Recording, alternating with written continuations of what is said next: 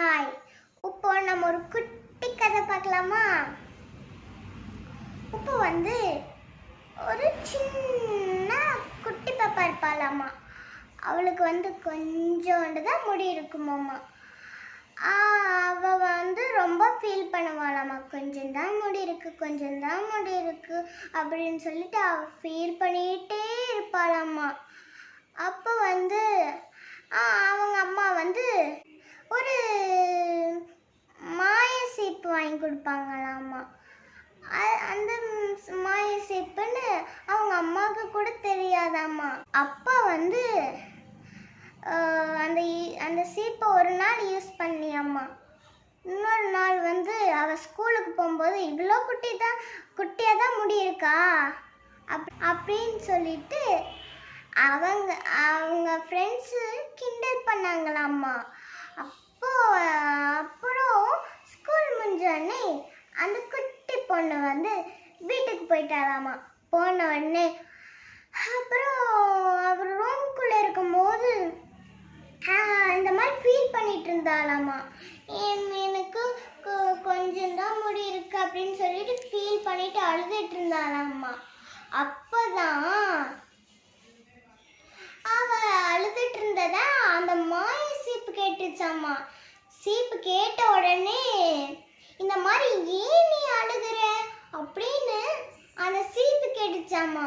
சீப்பு கேட்ட உடனே அந்த குட்டி பொண்ணு என்ன சொன்னான்னா, எனக்கு இந்த மாதிரி கொஞ்சம் தான் முடி இருக்கு, என் ஸ்கூல்ல இருக்க ஃப்ரெண்ட்ஸ் எல்லாமே கிண்டல் பண்றாங்க அப்படின்னு சொல்லிட்டு அந்த சீப்பு கிட்ட சொன்னாலாமா.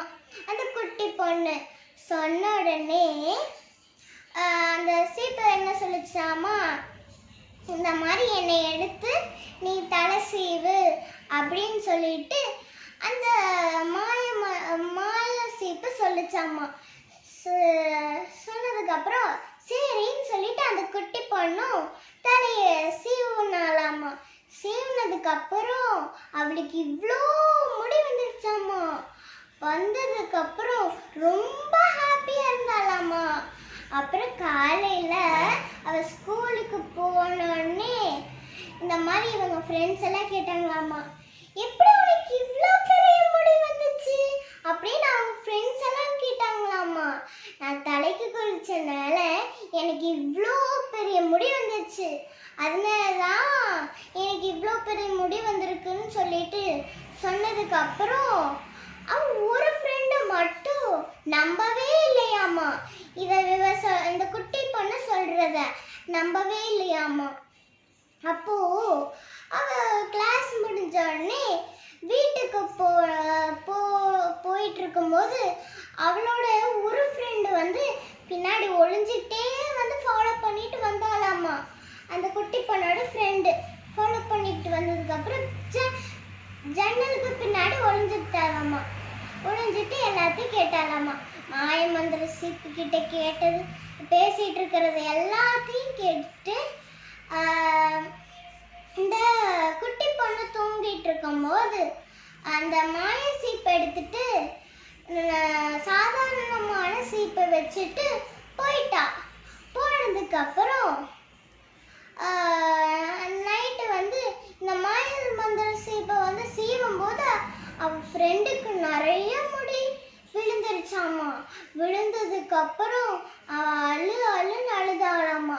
அழுததுக்கு அப்புறம் இந்த மாதிரி நம்ம பேராசை பிடிக்க கூடாது அப்படின்னு சொல்லிட்டு அவ மனசுக்குள்ளேயே நினைச்சாலாமா. நினைச்சதுக்கு அப்புறம் இந்த மாதிரி நம்ம பழக்கூடாதுன்னு சொல்லிட்டு அழுதுட்டே மனசுக்குள்ள நினைச்சாலாமா. நினைச்சதுக்கு அப்புறம் அந்த மீராவோட அந்த குட்டி பொண்ணோட வீட்டுக்கு அந்த குட்டி பொண்ணோட மீரா வீட்டுக்கு போய் இந்த மாதிரி நான் தப்பு செஞ்சுட்டேன், நான் நைட்டு உன்னோட சீப்பை திருடினது நான் தான் அப்படின்னு சொல்லிட்டு மன்னிப்பு கேட்டு அந்த சீப்பை கொடுத்துட்டாலாமா. கொடுத்ததுக்கு அப்புறம் ரெண்டு பேரும் ஃப்ரெண்ட்ஸ் ஆயிட்டாங்களாமா. இதுல இருந்து நீங்க என்ன கத்துட்டீங்க? இப்போ நம்ம ஒருத்தவங்களுக்கு கெட்டது செஞ்சா நம்மளுக்கே கெட்டது நடக்கும். நம்ம பேராசை பிடிச்சா நம்மளுக்கே அந்த கெட்டது நடக்கும். அதனால நம்ம கிட்ட இருக்கிற பொருள் வச்சுதான் நம்ம சந்தோஷப்படணும். அதை விட்டுட்டு நம்ம இதுதான் எனக்கு வேணும், இதுதான் எனக்கு வேணும் சொல்லிட்டு பேராசை பிடிக்க கூடாது. இப்போ என்ன தெரிஞ்சுக்கிட்டீங்க? நல்லதானே நடக்கணும்னு தெரிஞ்சுக்கிட்டீங்க.